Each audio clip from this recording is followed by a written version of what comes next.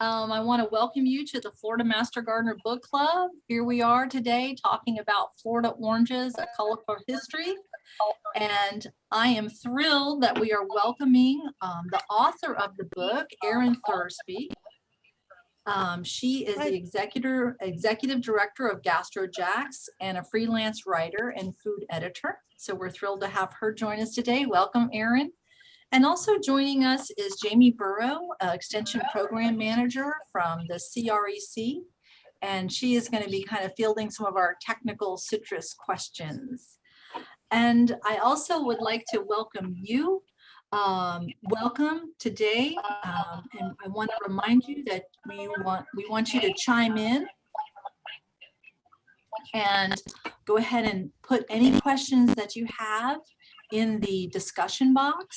And if you are tuning in through Facebook, we'd love for you to also go ahead and write your questions in the comments section, and Madeline will feed them to us as well.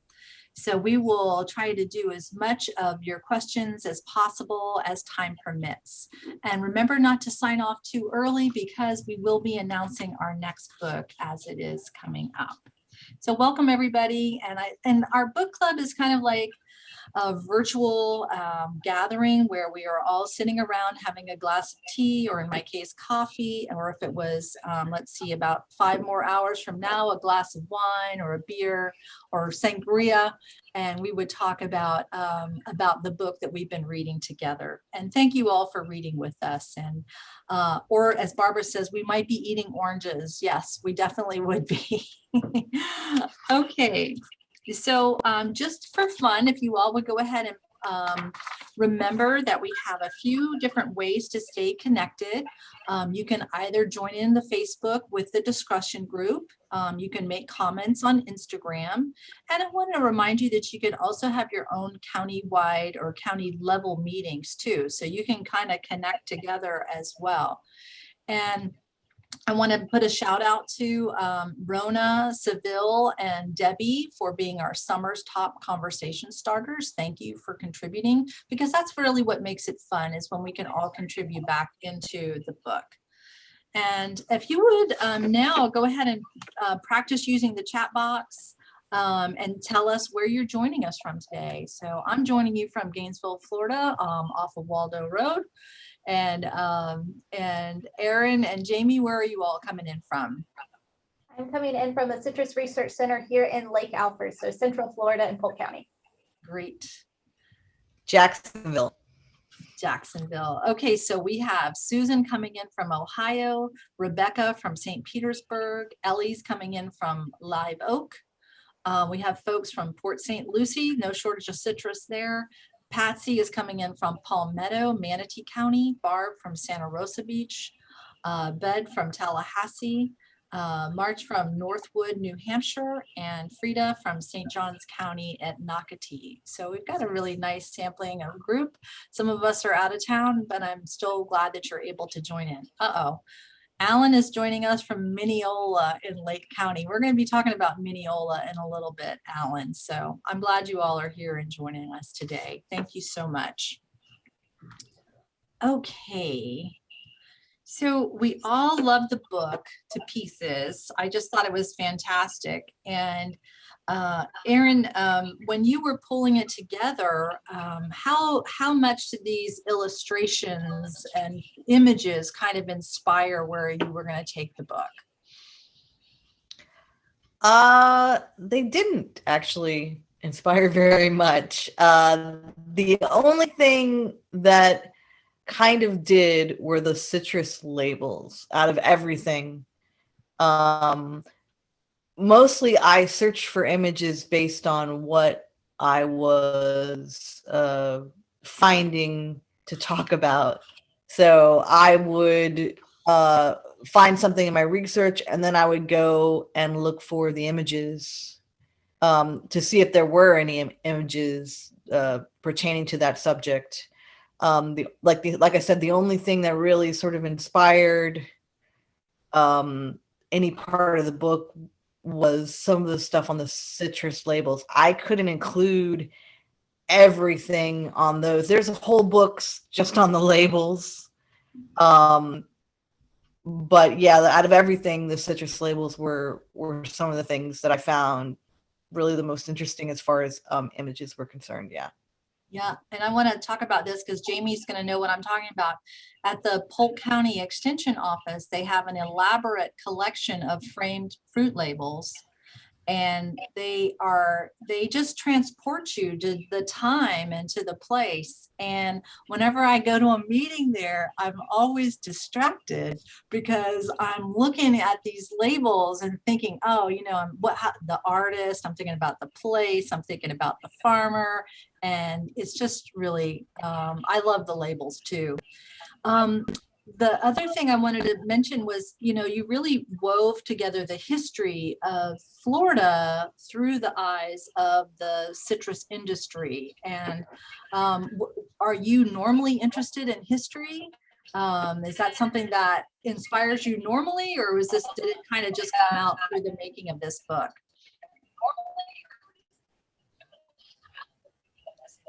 I love writing about history. I did a series of articles on specific neighborhoods here in Jacksonville, and talked a lot about those kind of small chunks of Jacksonville and their interesting history. And I really love doing those.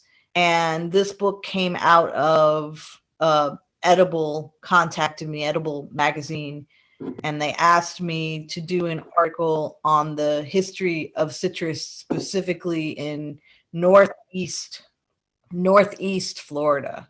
Mm-hmm. And so I wrote that article, and that led to the publisher contacting me to do an entire book. So yes, I've always been interested in history, and you put food, which I also like writing about, and history together, and it's like the perfect match for me. Good. Well, I hope I didn't get ahead of myself, but Erin, to just kind of keep going with that, how did you get interested in the citrus part of it? Well, I mean, it's sort of, since I've always lived in Florida, citrus has always been kind of in the background. It's always been part of life, for me at least. I mean, I remember being a teenager and going to the ruined groves, from all the freezes in the 1980s. Mm-hmm. A lot of people abandoned their groves. And so in the 1990s, when I was a teenager, I was kind of wicked and got into a vehicle with some people, and we drove through these ruined groves, and we put our hands outside the window and we grabbed citrus. It was a terrible thing to do.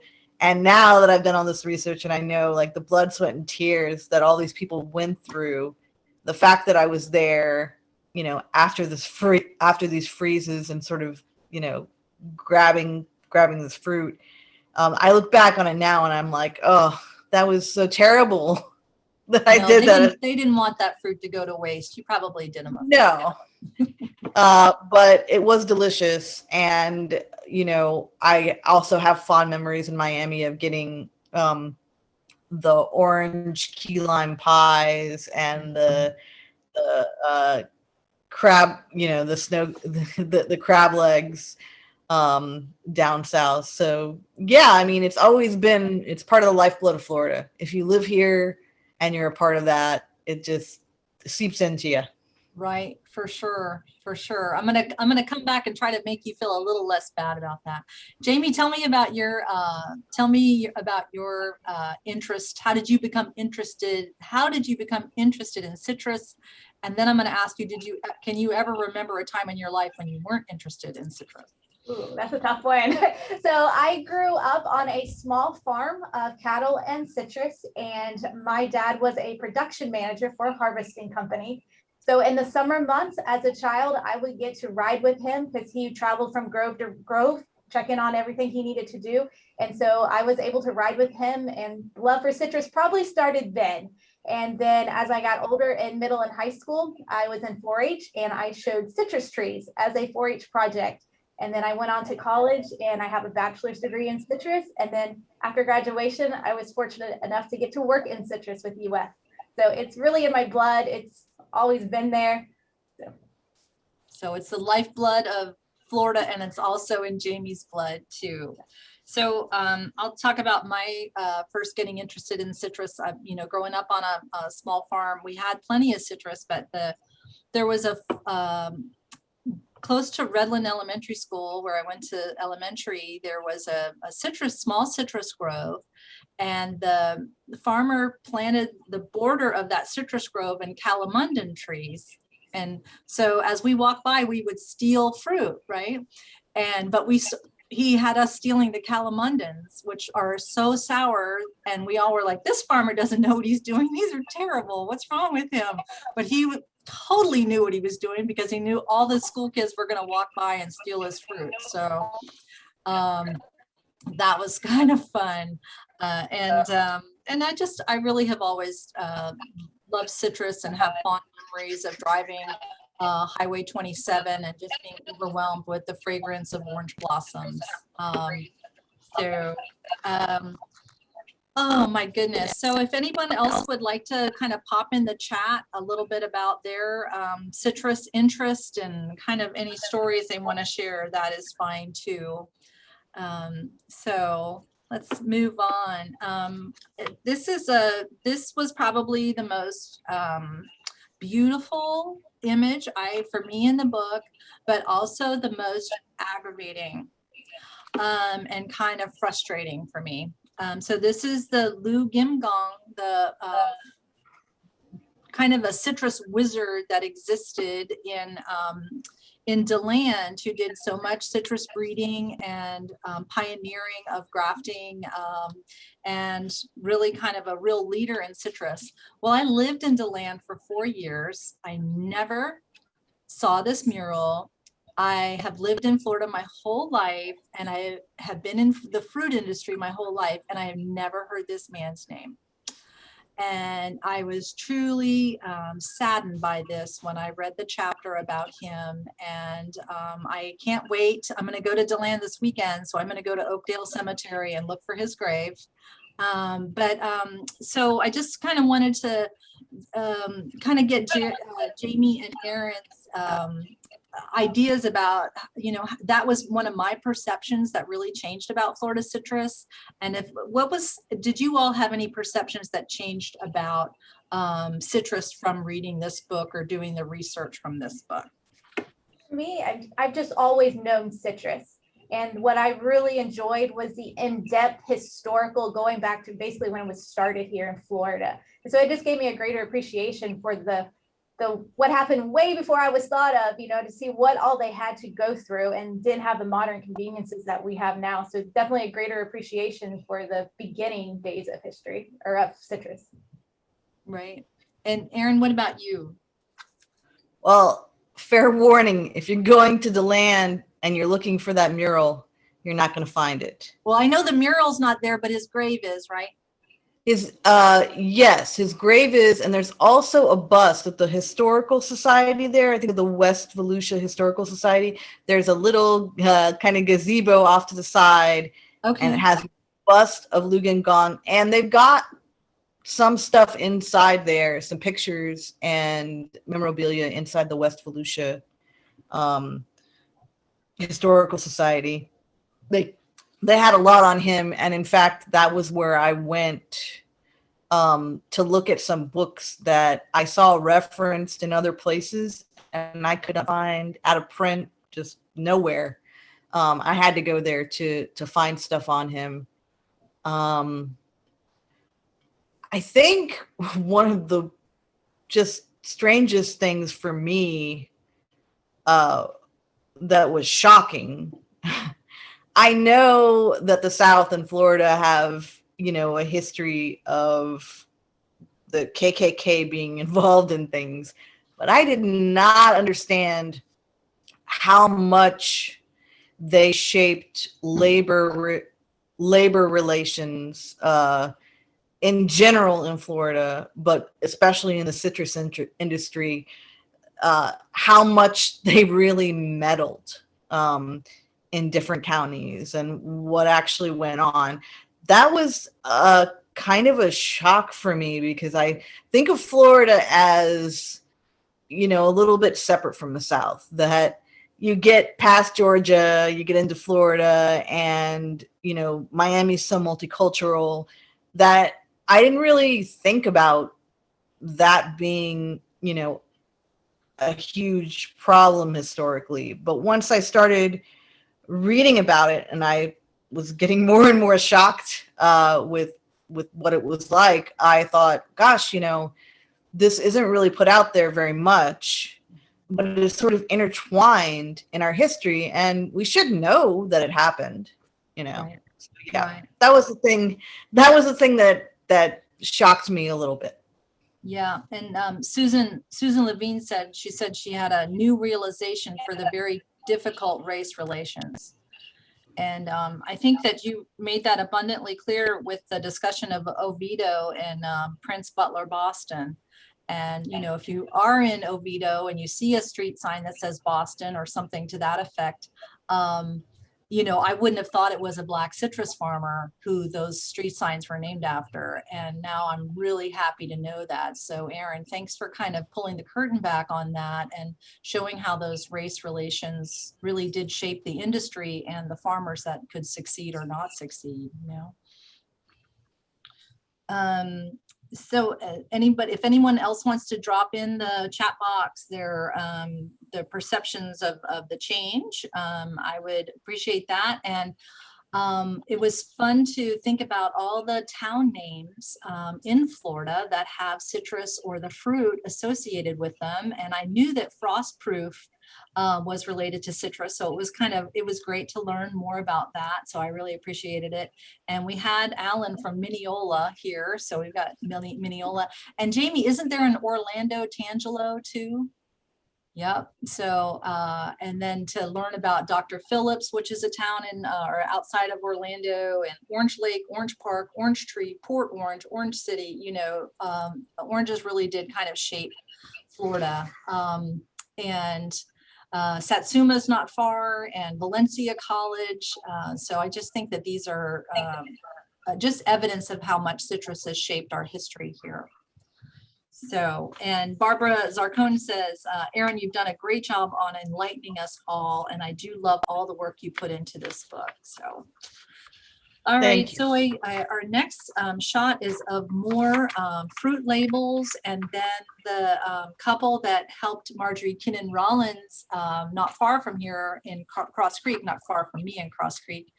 And so I was wondering a little bit more about, so were these kind of like treasure hunts? Would you go digging in archives and be like, yay, this is an awesome one? Or how did that play out? Yes. So what this book really is a series of articles. That's why it's easy to pick up and put down, that kind of thing. Because this is my first book, and that's where I come from. I've written a lot of short form articles for entertainment, newspapers. So the book, I approached it the same way I approached all the articles that I did, which was basically I had a topic, I had an area, and I had a word count. Very boring stuff. And then I went and I would research. And then sometimes I would see something, and especially if it contradicted something else, and then I would mark it, and then I would then decide if I needed to go somewhere else to go and find that information. And I would go diving into archives. Sometimes I went to a historical society like the West Volusia Historical Society. They were fabulous. Mm-hmm. Broward County was fabulous. Basically, I would go to different places. Sometimes I went to some places it was like a family that had a citrus company from back in the day, and they helped me out with images and different things. People were very generous. I would basically mark, where I wanted to go digging through, and then run back to my word count and figure out what I could fit in. And there's so much that was on the cutting room floor. You guys have no idea. What's in the book is just what I found interesting. And what I decided, okay, this is fun, and this is something maybe people won't know about, or if it's an essential story, it has to be in there. A lot of it's legend and lore. That's one of the problems with some of the citrus stories, is that people like swapping their tales. But it's still fun, and it's still part of that overall culture. Good. So, yeah. I think you had a certainly have paid their great time generosity writing. back. Good. All Thank right. you. So I think we're going to move. Thank you. We're going to move on to a little bit about orange juice and how important that is in Florida. And I really like the chapter on the juice wars, and learning that the first juice was just kind of boiled and put in substandard cans. And here at the University of Florida, they basically have a whole building dedicated to orange juice and orange juice tasting and developing that flavor pack and all of that. So the Minute Maid and the Tropicana and I just thought that was just fascinating. And Jamie, have the juice wars settled down? Well, everyone has their favorite. Right. So there are definitely ones that you can try, which one you prefer. So. Can we say our favorite? No, probably not. Oh, okay. Barbara says she wants hers. My own, no, I really. My favorite is what I have squozed out of my backyard. So yeah, that's my ultimate favorite. Okay.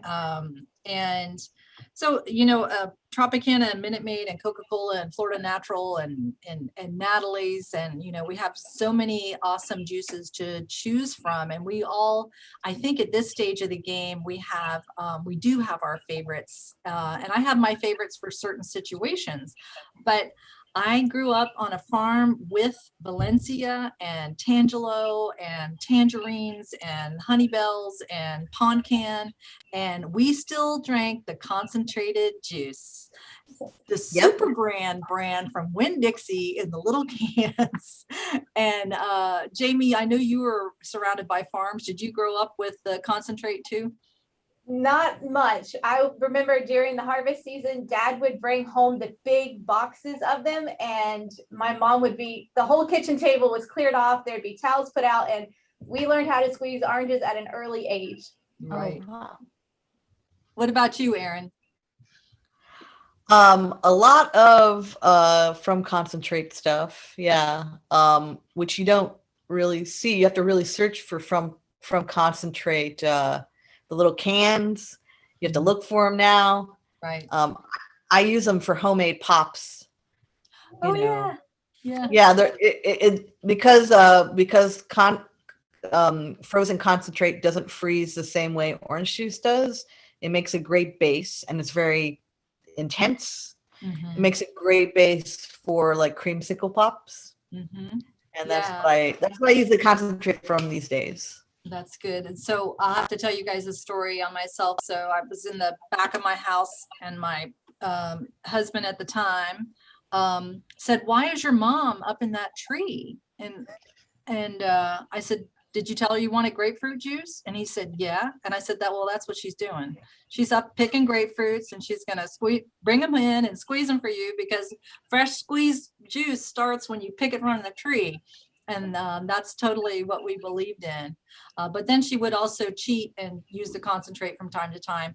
And Barbara said she likes to put the concentrate in her sweet potato pie. We would take the concentrate, a couple tablespoons, and whip it with soy sauce, and then use that on fresh caught fish, kind of make a glaze for the snapper or for grouper, which was awesome too. So, okay, Susan says, never from the grocery. What's the truth about big citrus and pulp washing? Does anybody know about pulp washing? All right, Susan, we're gonna have to look that up. Yeah. What about extra pulp? I don't know. I don't want extra pulp, but we do have a creamsicle recipe in there that looks good. Madeline just popped that in.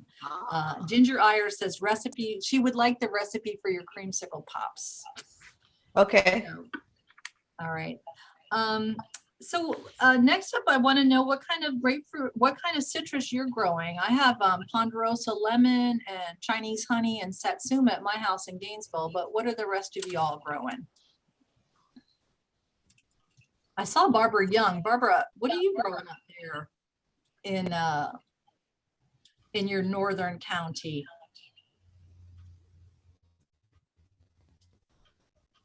Jamie, do you grow any citrus? Not much.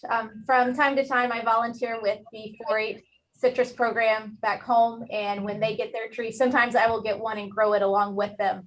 But this year I didn't, but in the past, I've sometimes grown along with them as well. Okay, so we've got folks growing Satsuma, so that's good. I grew key lime and Meyer lemon. That's awesome from Leslie. Barbara has Satsuma, kumquat, Meyer's lemons and limes. Awesome. Isn't that wonderful? It's nothing like your gin and tonic when you can go pluck your own lime from the tree. That's living right there, if you ask me. I grow absolutely nothing. I go on the hunt for some of the weird ones, like the Parson Brown. I just go forth and I search for the citrus that I want, because it's kind of an adventure going to all different stands and places. So I don't grow it, I go find it. Good. Okay, so Margaret is growing Meyer lemon. Oh, she lost it to greening, but usually they're pretty tolerant. Judith is growing Chinese honey, poncan, Meyer lemon, and kumquat. Anna's growing Satsuma, Meyer lemon, and kumquat here in Citrus County. And Caitlin from Facebook is growing Satsuma, ruby red grapefruit, Meyer lemon, variegated lemons, which I think is the Eureka, which is awesome, and key limes. So we've got a nice sampling. And Jamie might talk about Meyer lemon and lemons in a little bit when we get there. So good job, keep on growing. And so Jamie, I want to throw it to you about the science of citrus. CREC is the Citrus Research Education Center in Lake Alfred. If you haven't been, if you ever have an opportunity to go tour, it's fantastic. And Erin, I want to compliment you on your chapter on the CREC. You did just a great job of all the right shout outs and getting the right quotes. And it was just really, really good. Well, so Jamie, what has the CREC been doing for the last 100 years? Well, every time there is a challenge, in growing citrus, our scientists are on it. And today it seems in the forefront, we hear about greening mostly, and that is because it truly is a devastating disease that has affected us. But there's been many things through the years that they've done, looking at irrigation practices, hedging practices, things that Erin actually wrote about in the book, and UF is here at the Citrus Research Center has had an integral part in working on those research projects through the years and helping growers to have better resources or better methods in growing citrus. And Jamie, could you talk a little bit about some of the cultivars that are going to be coming down the pike for us, hopefully that are going to be showing some tolerance? I don't know all of them. I know recently we were talking about Sugar Bell. So that information is now available for the Master Gardeners to listen to online, but that is one that they are working on. The Sugar Bell and the OLL4. There's several different ones. Okay, all right. And also the lemons are showing a little bit more tolerance just because of their vigor. Is that what we're seeing? I know they're working on them. They're working on different varieties. Good. So new things coming down the pike as far as that goes. And another fun fact, is it true that you've got like the first orange juice concentrating machine at Lake Alfred? Yes, if you get to come to Lake Alfred and get to go on a tour in the packing house, they actually we can show you the room where concentrate was invented. And so that room is still here. I only have seen it through the window on the door. I actually haven't been in there, but it is here. Yeah, that's cool. All right, well, I think that there's a lot of science going on, and I really like the way that Erin, you did such a good job kind of presenting that science. It came in little bits along the way, so we could just absorb it. Was that kind of going out of your, did you do that on purpose, or, how did you decide to deliver that information in the book? Well, first of all, I have to thank the CREC for helping me with my research, and UF. You guys were crucial. So thank you so much for all of your help there. Yeah, I wanted to make it accessible to the layman. Like, I didn't want the person reading it to be like, oh man, this is a lot. Mm-hmm. I wanted each little bit of information to be able to be digested and then move on to the next thing without a deal with. Yeah, you did a great job with that. So, Jamie, I want to ask, what kind of advice are you offering homeowners now on growing citrus in Florida? So before you buy any plant, do a little research for yourself and look at things like, where do you live? What varieties would grow in your area? Are you in the south? Are you in the north? Maybe you're in the central. So you want to look at varieties that'll grow well in your area. And then you also, once you've picked what you want to get or purchase, you want to make sure you're buying it from a reputable grower. And then also there's multiple EDIS documents out there for you to help with, when to fertilize, or just even how to plant your tree. I mean, that's one thing. You don't want to get started off on the wrong foot. You want to make sure you plant it correctly. So there are several EDIS documents that you can reference for that.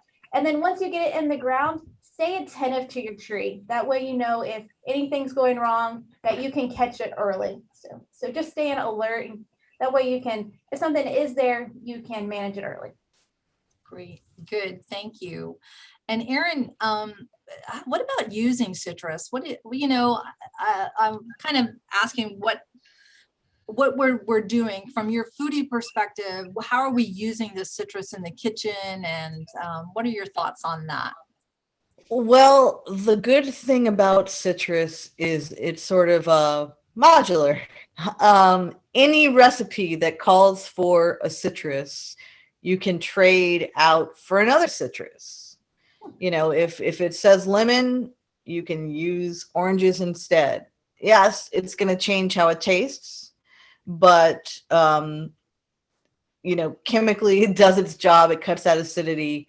You can just experiment. You can take any recipe you have and try it out with a different kind of citrus. I have a recipe in the book that is basically like that, and it is the orange pie. It's sort of like down south, they make a kind of a hybrid key lime pie where half the citrus in it is orange and then half citrus in it is lemon or key lime. They just mix up whatever they want, and then they just make it just like a key lime pie, and whatever you have on hand you can use. And that's for me the beauty of citrus when it comes to cooking, is that you can pretty much try anything. You can grab a different variety. You can try something you haven't tried before. And sometimes it's a little shocking, especially the sour and the bitter. That's a lot. But it's a lot of fun cooking with citrus. Barbara said, don't forget about the zest. I think sometimes we end up throwing away some of the best part of the citrus. That zest is so good. It adds a lot. Yeah. Especially to cocktails. Yeah, it's Friday, y'all. I'm thinking this has got me thinking about cocktails. Barbara uses orange zest and juice in salad dressing. Oh, wow, that sounds awesome. That sounds so I like good. to use it on a fruit salad. Yeah, that sounds great. Yep. I use, you were talking about experimenting. I make limoncello, and I make limoncello with my Ponderosa lemons, which is fun. It's a little bit, it's not as intense as the Myers or the California lemons. So it's a little bit different. The color's gorgeous. Susan Osteryoung makes candied orange peel. Oh yeah. I mean, that's a Florida treat right there. That's the best. And Barbara also squeezed orange juice on strawberries in place of sugar. That's a great idea. Oh, beautiful. And you know, when I think about that, I think about the beauty that citrus also brings to our food, you know, that brightness, that, the color, the taste, etc. So, well, you all, if I think we have really enjoyed the book so much. We enjoyed reading along with each other and commenting. And Erin, we just thank you for this book, for educating us on how citrus influenced Florida and how Florida influenced citrus. I think that it was just a beautiful story that you wove, and we're just so grateful that you could be with us today and share a little bit more insights to the book. And we also thank Jamie for joining us, to keeping us straight on growing citrus and reminding us that Extension is there to help out with folks who are growing citrus or just starting to grow citrus. So we really appreciate all you all do down at the CREC as well. So thank you so much for being here today. I think it was a great chat. Wait a second. Judith, I've got to say, has put kumquats in buttermilk for her smoothies. Oh my gosh, that sounds great. And the comments have been coming in, Erin, that they say that it's been a great treat. Thank you, Erin, and to the panel. It's a great way to share our love for Florida citrus. Everyone is very appreciative of your book and for you spending time with us today. So, all right, drum roll, please. Our next book, you guys, is How Plants Work by Linda Chalker Scott. She's a horticulturalist from Washington State. And she is, this is a kind of a back to school book. It's the nuts and bolts science of plants. And there's a lot of good snippets in here, and you all are gonna work with us and kind of go back to school. And I know as gardeners, we learn a lot of science, but this is gonna be kind of the why behind the science. And it's a really cool book. And we're all gonna be very much Miss Smarty plants after we read this. So it's going to be a lot of fun. So connect with us on social media to read this. And the UF IFAS bookstore has been notified, and they will get this in for us. So we do want to read How Plants Work for our kind of our fall read for back to school. So this is a great book, and I think that you're going to really enjoy it. And thank you again to Erin and Jamie for joining us, and a huge shout out to Madeline for being our producer and doing such a fantastic job with book club. And thanks also for Emily to help with that. Susan wants to know what the date of our next meetup will be. Madeline, do we have it? We don't have it picked yet. No, we don't have that date picked yet. It will probably be late November or early December. Right. And so, Susan, that has to do with, we've contacted the author to see if she will join us, and she hasn't got back to us yet. So we try to be flexible with their dates so we can have the author join us. Frida says, thank you very much. Anna says, thank you very much. Margaret says, thank you very much. So, and thank you from Venice, Florida. We had people coming in from Georgia. We had a really nice sampling today. So thanks, everybody. We'll see you at the next book club, How Plants Work. Thanks, Erin. Thanks, Jamie. Thanks, Emily. Thanks, Madeline. We'll see y'all next time. Bye-bye. Bye.